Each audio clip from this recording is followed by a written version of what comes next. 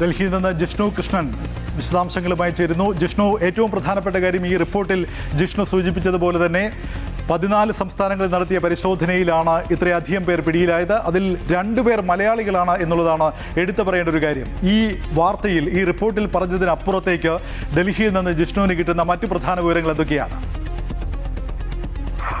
നേരത്തെ പഞ്ചാബിൽ പിടിയിലായ ലഷ്കർ ഇ തോയ്ബ ഭീകരരിൽ നിന്ന് ലഭിച്ച വിവരത്തിന്റെ അടിസ്ഥാനത്തിലാണ് ഇത്തരത്തിലൊരു വലിയ ഓപ്പറേഷൻ രാജ്യത്ത് സുരക്ഷാ ഏജൻസികൾ, പ്രത്യേകിച്ച് കേന്ദ്ര ഏജൻസികളും സംസ്ഥാന ഏജൻസികളും സംയുക്തമായി നടത്തിയിട്ടുള്ളത്. അതിൽ ഏറ്റവും നിർണായകം, ഈ ഭീകരർ സ്വാതന്ത്ര്യ ദിനത്തിൽ വിവിധ സ്ഥലങ്ങൾ, അതായത് റെയിൽവേ സ്റ്റേഷൻ, പൊതു ഇടങ്ങൾ, ആളുകൾ കൂടുന്ന സ്ഥലങ്ങളിൽ ഒരു സ്ഫോടന പരമ്പരകൾ നടത്താനായിരുന്നു ഭീകരർ ലക്ഷ്യം വെച്ചത്. അത് സംബന്ധിച്ച് വ്യക്തമായ നിർദ്ദേശം ഇവർക്ക് സമൂഹ മാധ്യമങ്ങളിൽ വഴി ലഭിച്ചിരുന്നു. അവരെ നിയന്ത്രിച്ചിരുന്നത് പാകിസ്ഥാനിൽ നിന്ന് ഷെഹസാദ് ഭാട്ടി ഭീകര സംഘമായിരുന്നു. അവരിൽ നിന്ന് കൃത്യമായിട്ടുള്ള നിർദ്ദേശങ്ങൾ, എന്തെല്ലാം ചെയ്യണം, എങ്ങനെ നീങ്ങണം എന്നത് സംബന്ധിച്ച് വ്യക്തമായ നിർദ്ദേശങ്ങൾ ഈ ഭീകരർ ഓരോരുത്തർക്കും ലഭിച്ചിരുന്നു. അത് സംബന്ധിച്ച് അവരുടെ ഡിജിറ്റൽ ഉപകരണങ്ങൾ പരിശോധിച്ചതിൽ നിന്ന് വ്യക്തമായ വിവരങ്ങൾ സുരക്ഷാ ഏജൻസികൾക്ക് ലഭിച്ചിട്ടുണ്ട്. ഇനി തുടർ നടപടികളാണ് നമുക്ക് നോക്കിക്കാണേണ്ടത്. ഈ ഭീകരരെ കൂടുതൽ ചോദ്യം ചെയ്തു വരികയാണ്. അവർക്ക് പ്രാദേശിക സഹായം ലഭിച്ചതുമായി ബന്ധപ്പെട്ട്, സാമ്പത്തിക സഹായം ലഭിച്ചതുമായി ബന്ധപ്പെട്ടും വിശദമായ അന്വേഷണം നടക്കും. ഈ കേസുമായി ബന്ധപ്പെട്ട് കൂടുതൽ അറസ്റ്റ് നടപടികൾ വരും ദിവസങ്ങളിൽ ഉണ്ടാകുമെന്ന കാര്യം ഉറപ്പാണ്. ഏതായാലും